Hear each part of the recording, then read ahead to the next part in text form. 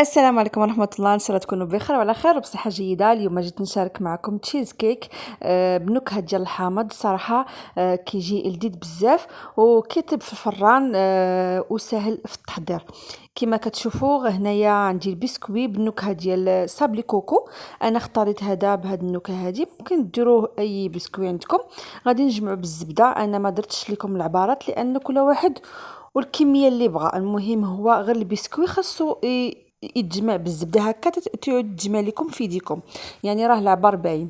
صافي كنلبسو في دوك القويعطات ديال الكاب كيك وغادي نحطهم على جنب. بغيتو تدخلوه للثلاجه يبرد دخلوه، ما بغيتوش صافي كتكتفيو بانكم كتخليوه غير في المطبخ. من بعد غادي نحضر معكم الحشوه او التشيز.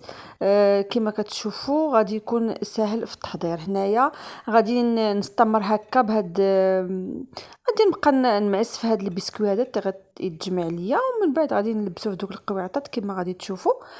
هنايا غادي نديرو في دوك القويعطات وخليكم مع التكمله ديال الفيديو.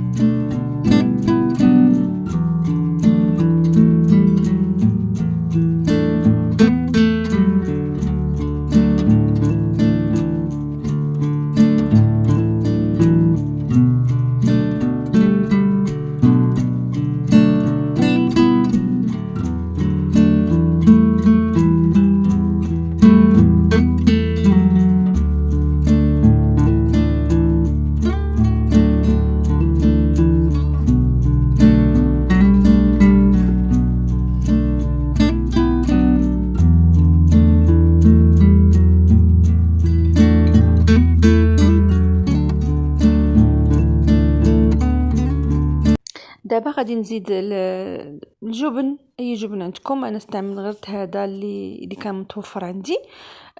غادي نضيف عليه 2 معالق ديال سكر كلاصي وغادي نمعسهم مزيان، وغادي نزيد عليهم واحد ياغورت بنكهه الحامض. انا هادو درتهم بنكهه الحامض. ممكن تضاعفوا الكميه او لا ديروا معها عصير ديال الليمون. انا اكتفيت غير بالياغورت بنكهه الحامض. غادي نزيد عليها 2 بيضات و2 معالق اولا 3 ديال الطحين. غادي نخلطهم مزيان. من بعد بدلت المعلقه، جبت الطراب لانه هذا ما طربش ليا كما بغيت.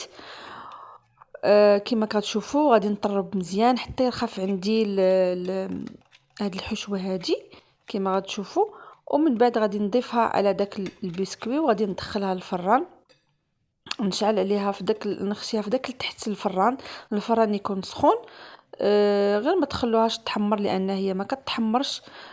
داك الحشوه دغيا كطيب فيها غير البيض ويعني ما فيهاش طحين بزاف، دغيا كتوجد صافي. ومن بعد كندخلها للثلاجه تبرد اكيد. والتزيين كيبقى على حسب الاختيار ديال واحد. كنتمنى هاد الوصفه تنال الاعجاب ديالكم، وما تبخلوش عليا في لايك واشتراك وشي تعليق زوين، وبصحه وراحه.